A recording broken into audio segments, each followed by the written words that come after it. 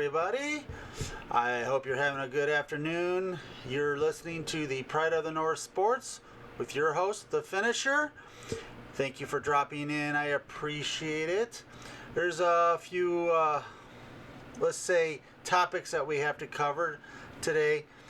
Mostly just about the Lions and nothing in general today, but mostly about our Detroit Lions.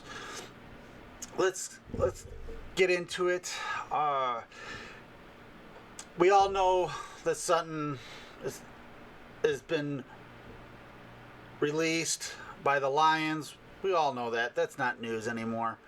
That is old news. You know, I'm not going to quote or get into the situation because, first of all, I don't have all the facts. I don't want to have all the facts. All I know is that the Lions have all the facts, or at least have all the facts they need to move on from the corner. So Sutton isn't with the team anymore, as a lot of you know, and it's kind of sad to hear that Sutton is not with us because he was a decent corner. I mean, he wasn't the best for the Lions last season. It seems like he had a kind of a down year, but he did, sort of lock his side of the field up for the most part. But I thought he could have done better at corner for the type of player that he is, coming from Pittsburgh. I don't think that's why you draft your guys. That's why they always keep saying draft your guys. And I know a lot of people say, why don't we sign this for a big splash, and he's got talent. Well, people, you got to realize, and this is what Holmes and Campbell realize and are gods at, excellent at doing, is evaluating talent and evaluating the person, talent, and how that person's going to fit into the Lions system, or the Campbell system, as I should call it. So you have to put all that stuff in together before you make a business decision to draft a player, to sign a player, or trade for a player, okay? And at the time, a lot of people were like, yes, okay, he's a Pittsburgh guy, and they fit a certain mold, and it's fine. I'm not going to sit here and say Holmes was wrong to sign him. No, he wasn't. I think he was a good signing. I was just a little, thought he could have done a little bit more. He didn't live up to some of my expectations. I think they probably thought the same too. So, but that wasn't enough to release him or move on from him. It was this latest incident off the field that caused Holmes and Campbell to move forward and release him. So the best to Sutton. Hope he gets the help he needs, and best to his family too. I don't have any ill will to Sutton. He was a good part of what happened last year for the Lions and the city of Detroit. He's a good guy, just got caught up in a moment. Let's just say that, okay? So hopefully the best to you, Sutton, and you get the help that you need. So, and I think a lot of Lions fans feel the same way, okay? So let's move on from that, but in that same realm of we have to fill a starting corner on that defense now, again. So does Robinson, Robinson, I think it's what his name is. Sorry, new player, so got to learn the names. Is he the one that fills that spot? Probably not. Probably not. But probably for the short term, he will be for at least a couple, maybe 3 or 4 games. He might be the player that starts opposite of Davis. Well, we don't know, but as we go along in free agency, or maybe there might be a trade. I don't think there's going to be a trade. I think Detroit did their trade to get Davis, and that was their big splash signing or trade, and their big signing was Ryder. Okay, so moving forward, Holmes and Campbell need to evaluate the talent that's out there in free agency. Is it willing? Are they willing to take a chance on an older player or a prima donna? That's good, but prima donna. I don't think so. I think they would have already signed somebody or had somebody come in to fill Sutton's spot if they already knew ahead of time what was going on. So I think what they're going to do is find their player in the draft and say, you have what it takes to be a football player here in Detroit, and under Campbell's supervision and his system, we're going to draft you. I really don't think... I know a lot of you fans are now itching to, foaming at the mouth to get a player like Snead or a corner like Snead via the trade. No, it's not going to happen. That's not Holmes and Campbell's style. They're not going to waver from their plan. Okay? If it's evident from now, they are not going to do that. And I applaud them. And that's why I think Holmes and Campbell are 2 elite masterminds in the league right now. Maybe Campbell could do a little bit of learn from some of the coaching errors that he's had, and he will. He's still learning. Andy Reid has been in the league 15, 20 years, okay? Bill Belichick has been in for 30, 40 years, okay? So, and some of these other coaches have been coaching at least almost 8 to 10, 15 years that are, are child awesomeness coaches, okay? So, Campbell's still, learning on the job. This is going to be his 4th year. Yes, I want to see some improvement in his coaching, okay? But I don't want to get into that. It just kind of went in, kind of got into it a little bit because it gives you a little of evidence on Holmes and Campbell and what they want as a player. Not what, they want somebody that will work hard, that's, an image of the city of Detroit. We're a blue-collared working city. We're not LA, New York, Miami, Houston, Kansas City. Well, Kansas City is kind of like us, but you get the point. We're not flashy. We're put your nose to the grind and work your butt off type of city, okay? And that's why they like Sutton so much.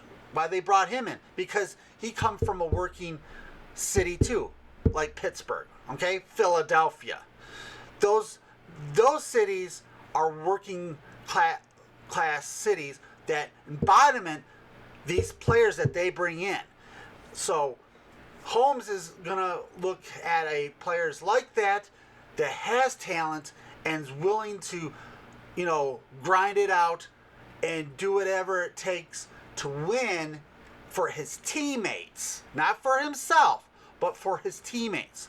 And I want to address something that I saw on Sports Yahoo, okay, that I see once in a while too, with free agency. Stefon Diggs, okay, one of their analysts thinks that he's not very happy in Buffalo, and he kind of seems like he wants a trade. And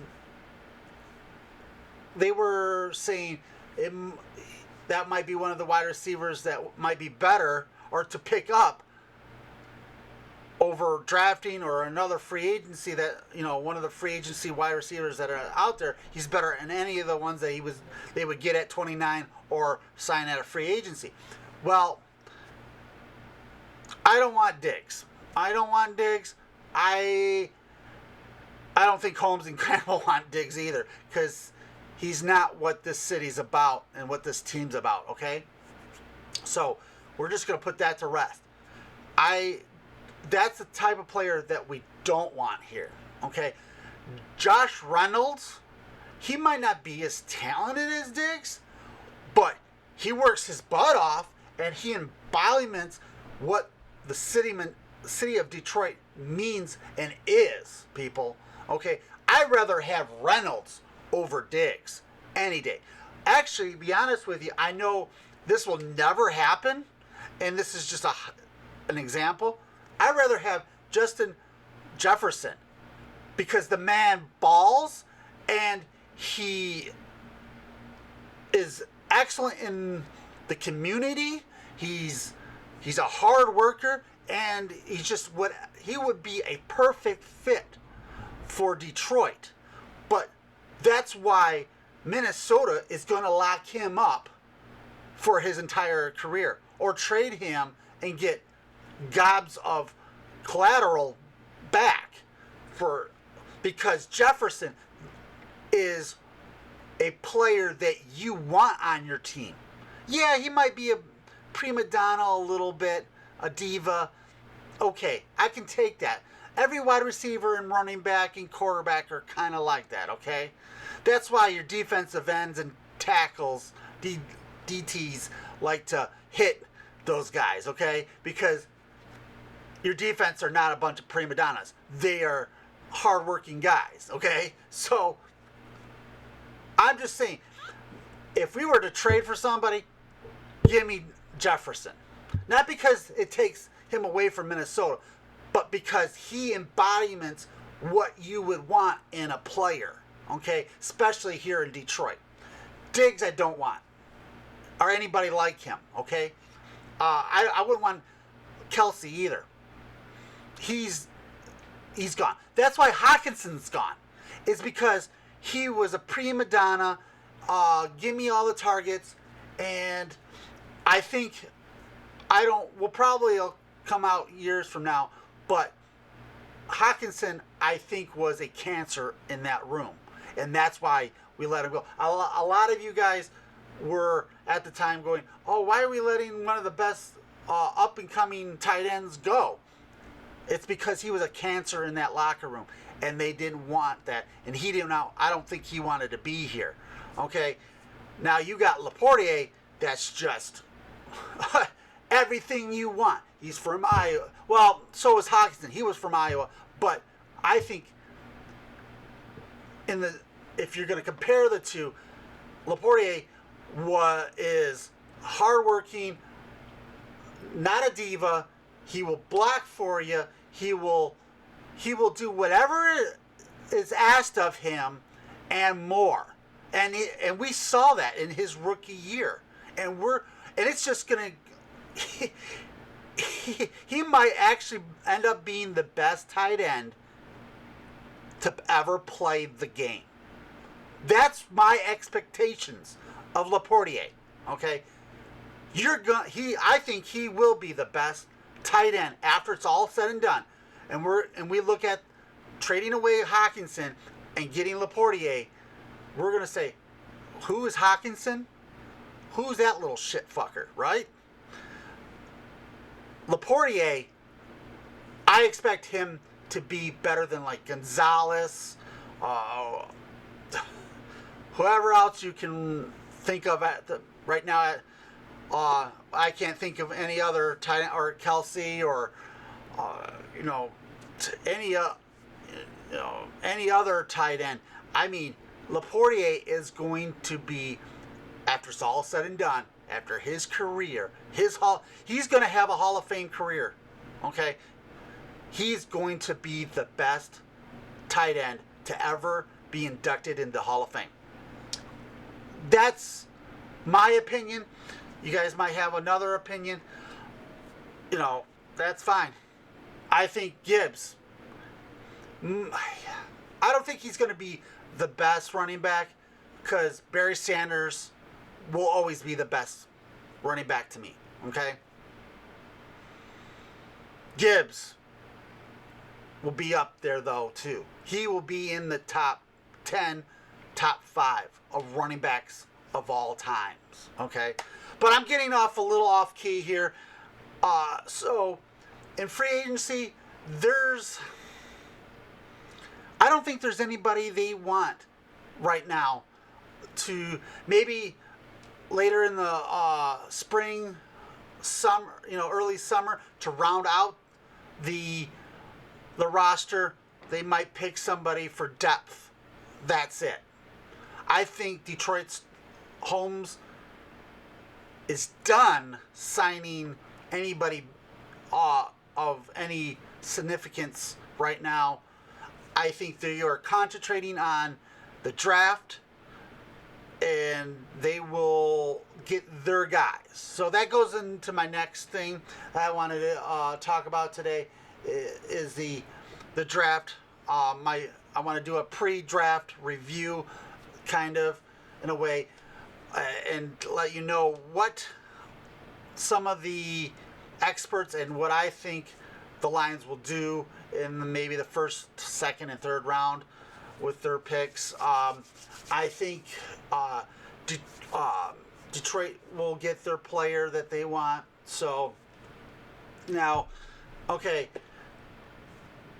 I know some of you won't agree with me and some will, but I've seen a lot of the draft boards with a corner being taken, a defensive tackle, and offensive guard being taken, okay, or offensive line, okay, and then some actually were thinking wide receiver, but after the Sutton incident and release, they might have to refocus back to corner again, which is not bad. You get a younger corner and a cheaper corner, because when they released him, Sutton, they were able to actually not pay any of his bonuses and guaranteed money. So, from what I got from the report that I was reading, that freed up some money again for them to go and get somebody in free agency. But I still don't think they're going to do anything until after the draft. Their main focus right now is the draft now, okay? To get maybe their player to replace Sutton, which, like I said, is not a bad thing. It's actually a good thing. Younger, cheaper, and the embodiment of Detroit. Enough said. End it right there, okay? So I'm going to read some names off, and I'll tell you why I like the player that some of the sports analysts are picking for the Lions, okay? Some of them have actually redone their draft or put out another version because of what conspired with the Sutton. So, first of all, Jeremiah from the NFL has the Lions picking Kool-Aid McAllister from Alabama at 29. He's a corner, and I watched some of his game film or their Alabama's game, especially being the Alabama Michigan game. Got to see that, and you know, I think McAllister is a really good corner. Okay, I really do have him high on my board of players I would want to draft. I don't know too much about his off the field. I'm pretty sure coming from a Nick Saban system, he was watched over pretty well and made sure he did the straight and narrow. There's a couple players we drafted last year from Alabama that panned out pretty well, right, folks? Brian Branch and Jahmyr Gibbs, right? Why not go back to that well one more time? You know, yeah, Nick Saban's gone, retired, but he did coach that Alabama team last year, and so why not go to that well one more time and get yourself one of the better corners in the draft, a pro-ready corner at that, because Nick Saban has pro-ready players that when he coached at Alabama, okay, and they produced year in, year out, okay. You know, Williams, another player from Alabama, you know, little not as polished as Branch and Gibbs, but we know what Williams can do at the wide receiver spot, and he's only going to get better too. That's another one that I think Holmes did a really good job on, and I think probably end up being maybe top 15 wide receivers of all time if he polishes his game too. We all know what Holmes is doing with the drafts, man. His picks are just like he's a draft monster. He's a draft god. Okay, you want to like erect a church to Holmes's draft picks because it's just how awesome he is in evaluating talent. He's awesome with the Rams. He's awesome with the Lions. So, but I like the McKinster pick. And I think he would suit Detroit just perfectly, and it'll give you a talent at the starting corner where Davis could be on one. He could mentor Kool-Aid on the other side, and I think you would have two perfect starting corners. You know, Robinson might be your starting corner at the beginning, but I think if you do get somebody like Kool-Aid, you're not. He's going to overseed him talent-wise, Robinson, and end up being your starter, baby, by mid-season. Okay, that's how good those Alabama players can be. So, okay, let's move on from that. In the CBS, one of the CBS analysts is going a little bit different, but on the same side of the ball, defense. They're going with Chop Robinson from Penn State, edge rusher. A lot of us that because we were from the Big Ten area, we watch a lot of Big Ten.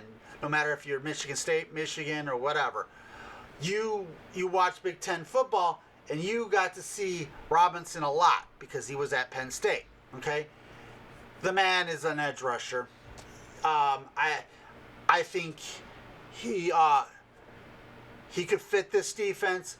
Now, will he be fit what Holmes and Campbell are doing? That means to be seen, but they will do their due diligence and look in this man's background. They will talk to his family, talk to his friends, talk to his former employers and everything, and the coaches at Penn State, at his high school, and find out everything they need to know about Robinson and if he's going to fit. But the man's got talent, no doubt about it. Is it going to transfer to the NFL? I think so, in my opinion, because you're being drafted lower in the first round, and that's where a lot of the players think that they should have been drafted higher, will have a chip on their shoulder, and that's what Robinson might end up having. He might even slip to the second round because there might be some players that other teams might want and drop another player down for the Lions at 29, and he might drop down to the second round, and maybe Detroit ends up drafting him in the second round, and he has even a bigger chip on his shoulder. That might happen. Or the Lions might just drop out of 29 and go to the second round. That Holmes has done that, with some of his draft picks. Come up, come down. He knows when to pull the trigger. The man is a god, like I said, at the draft and drafting. Okay? So, I have all the faith in what Holmes's plan is. Okay? But Robinson would be a very, very awesome complementary player to Hutchinson on the other side. That would give you that edge rusher, that elite. It wouldn't be elite, but above average rusher that could turn into an elite player in the NFL. And you have those two guys, young guys, coming off the edge and going after the quarterback, with Ryder in the middle, McNeil in the middle, and Martin rotating in there. And then you have your linebackers freed up, like Campbell, Barnes, and Anzalone, to blitz or take the running back in the hole. Yeah, enough said. But that's just one instance right there of what they might do. Now, moving on, we're going back to the NFL analyst, Chad Reuter. He has the Lions picking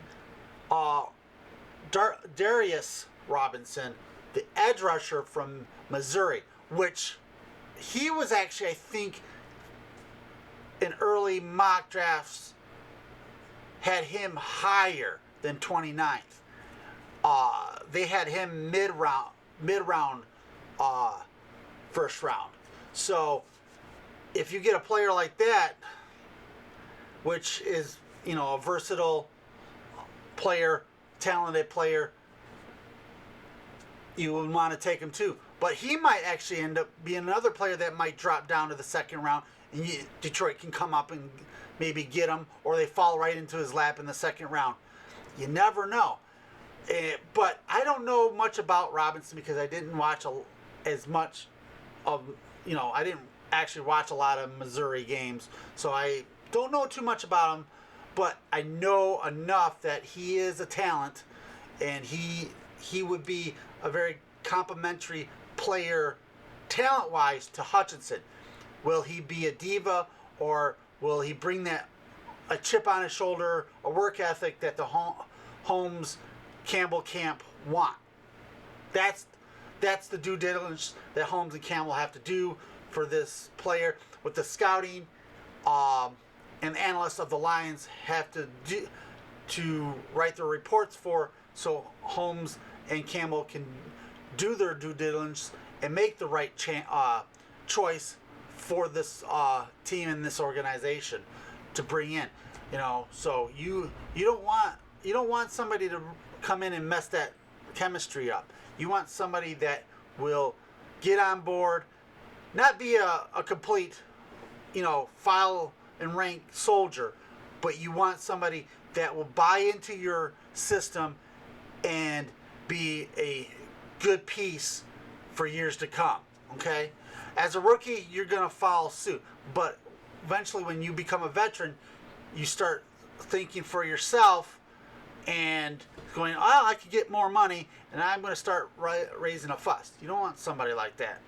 And, so that's why I was against the Stefon Diggs proposal trade that Sport Yahoo was talking about. Okay, so and then I'm gonna get into like the second round here and the third round just to kind of round it out. Okay, and, let you know what this Chad Reuter thought of what the Lions should get in the second round. And I like I like the position that he picks, but not necessarily the player and where he's coming from. You guys might think a little differently, but Kamir Kitchens from safety from Miami is being picked by Reuter for the Lions at 61. I like the safety position because they do need a depth there, and maybe a guy that will come in and eventually be a starter and has the talent. But I'm not necessarily a guy that wants to draft somebody from Miami, especially with all the history of what Miami's been all about. A program that I don't really have total respect for.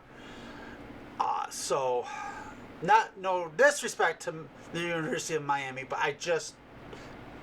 they have too many divas over the years, and unless he's a total package of what Holmes and Campbell want, I'm probably against them drafting Kitchens in the second round. Maybe, if he's there, maybe the third or fourth round, I'd take a chance on him.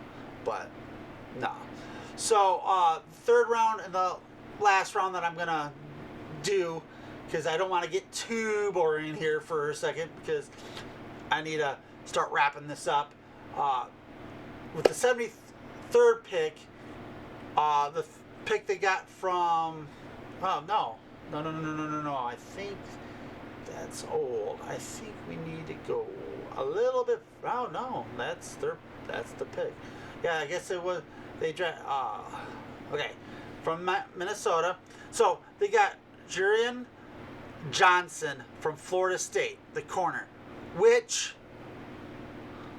yes, has some talent and would be a good third rounder, but again, another school, Florida State, that hasn't really produced too many quality pros here lately. I know off the top of my head, Ramsey was their last big talent to come out of Florida State. Winston came out of there quite a few years ago, which he kind of fluttered too, but Ramsey's still the one name that I could think of from Florida State that's a star in this league, but he's a diva. I just don't like divas for this team. And Florida State, Miami, a few of the SEC teams have a lot of divas, but Alabama doesn't. Nick Saban run clubs are not like that. He keeps them in line, keeps them straight, keeps them studying, keeps them working in the community. That's why I have, as much as I hated Nick Saban when he won, I love the man because of how he ran his program, okay?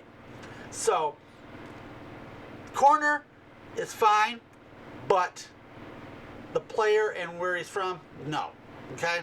So that wraps up the pre-draft review for this edition. I will have an update and other things more in depth as we get closer to the draft in late April, early May, I think is what it is.